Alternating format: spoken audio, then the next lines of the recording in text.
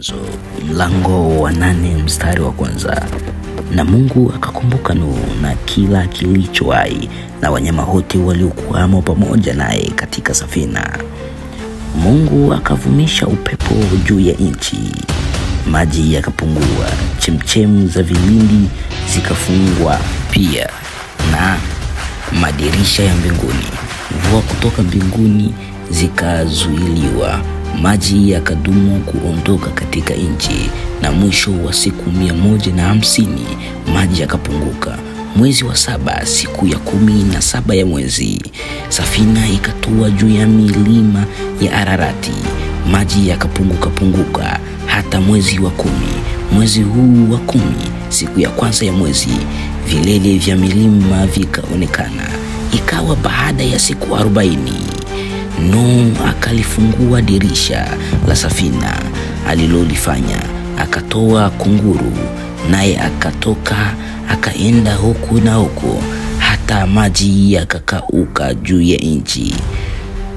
Kisha akatoa njiwa aone kwamba maji yamepunguka usoni pa nchi, bali yule njiwa hakuona mahali pa kutua kwa wayo wa mguu wake. Akamrudia Nuhu safinani, maana maji yalikuwa juu ya uso wa nchi yote. Naye akanyosha mkono akamtoa, akamuingiza mle safinani.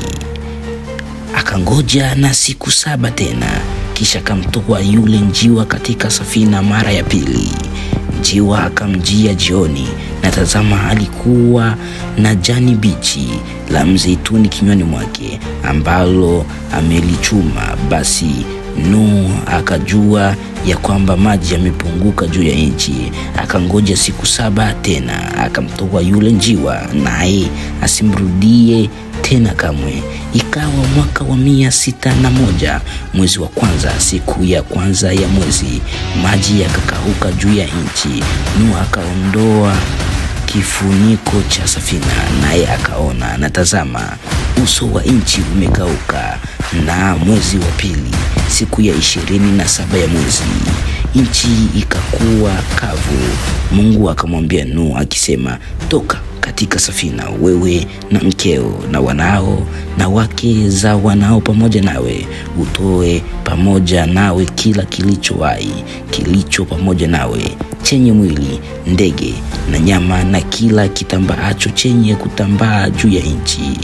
Wajae katika nchi, wawe na uzazi, wakaongezeke katika nchi. Basi Nuhu akatoka, yeye na wanawe na mkewe na wake zao wanawe pamoja naye, kila mnyama na kila kitambaacho na kila ndege, kila kinachokwenda juu ya nchi kwa aina zao, wakatoka katika safina.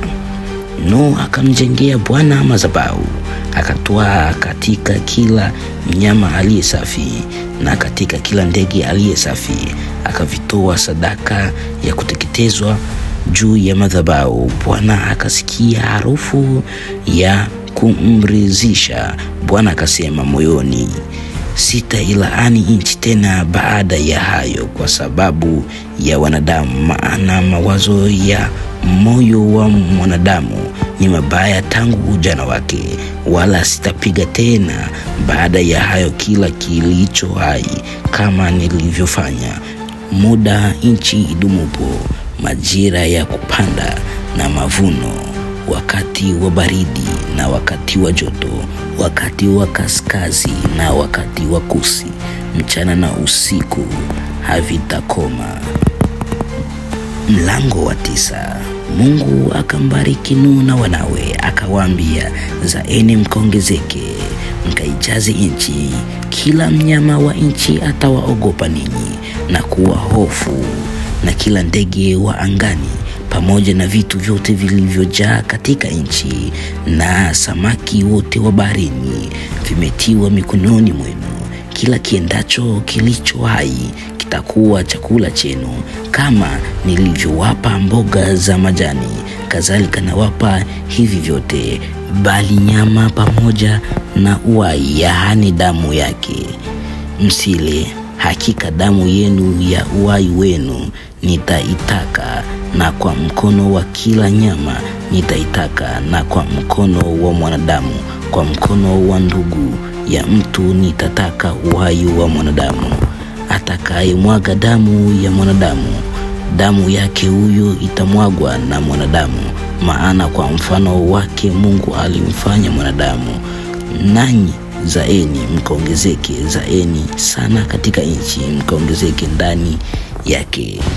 Mungu akamwambia Nuhu na wanawe pamoja naye akisema, tazama, nilithibitisha agano langu nanyi, tena na uzao wenu baada yenu, tena na kila kiumbe hai kilicho pamoja nanyi, ndege na mnyama wa kufugwa na kila mnyama wa mwitu katika nchi pamoja nanyi, wote wanaotoka katika safina, hata kila kilicho hai katika nchi. Na agano langu nitalithibitisha nanyi, wala kila chenye mwili hakitafutwa tena kwa maji ya gharika, wala kutakuwa tena gharika baada ya hayo kuiharibu nchi. Mungu akasema, hili ndilo ishara ya agano nifanyalo kati yangu nanyi na kila kiumbe hai kilicho pamoja nanyi kwa vizazi vyote hata milele. Mimi na uweka upindo wangu mbinguni, nao utakuwa ni ishara ya agano kati yangu na nchi, hata itakuwa nikitanda mawingu juu ya nchi, upinde utaonekana winguni.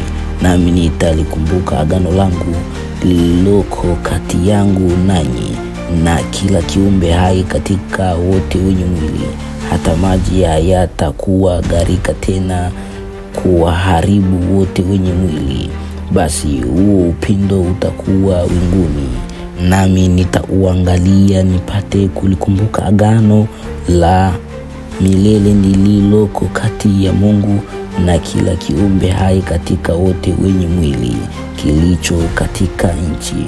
Mungu akamwambia Nuhu, hii ndilo ishara ya agano nililoweka kati yangu na watu wote walioko katika nchi.